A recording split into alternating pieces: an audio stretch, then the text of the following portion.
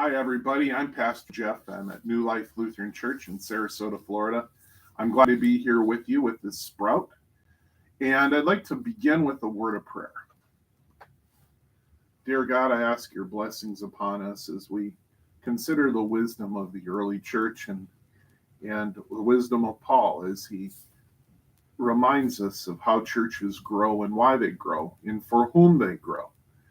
And let us not lose sight of some of those old lessons that we try to reinvent as we try to grow ourselves and try to do the work that only God can do. Bless us in our journey and our growth, and we ask all these things in Jesus' holy and precious name. Amen. If I will just skip ahead a little bit on 1 Corinthians 3. And I'll start with verse 5. And these are, by the way, for those of you who are watching for the first time, these are the other texts that we read on Sunday morning over and above the gospel. And this gives me an opportunity to reflect upon those texts and to pull out some of those little nuggets of gold that oftentimes get missed when we focus on another text for the sermon. And this gives us an opportunity to pick up something that is, I think, very, very relevant to the church today as well as yesterday. It's always been relevant. And Paul writes, after all, who is Apollos? And who is Paul? We are simply God's servants, by whom you are led to believe. Each one of us does the work which the Lord gave him to do. I planted the seed. Apollo watered the seed, but it was God who made the plant grow. The one who plants and the one who waters really do matter. It is God who matters, because he makes the plant grow. There is no difference between the one who plants and the one who waters. God will reward each one according to the work each has done. For we are partners working together for God, and you are God's field. We come to a common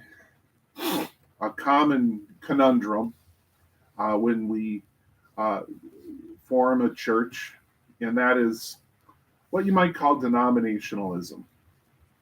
And it seems to me that in the Church of Corinth, there were two denominations that were growing out of one particular church, and that was the denomination of Apollos and the denomination of Paul.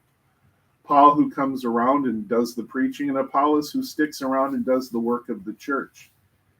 And so human beings, looking at other human beings, say, which human being am I going to follow?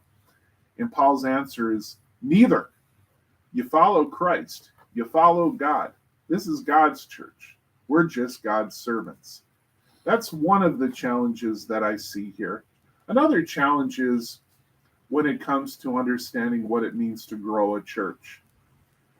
And there are a lot of experts out there who will tell you how to grow a church. There are a lot of books that have been written about how to grow a church.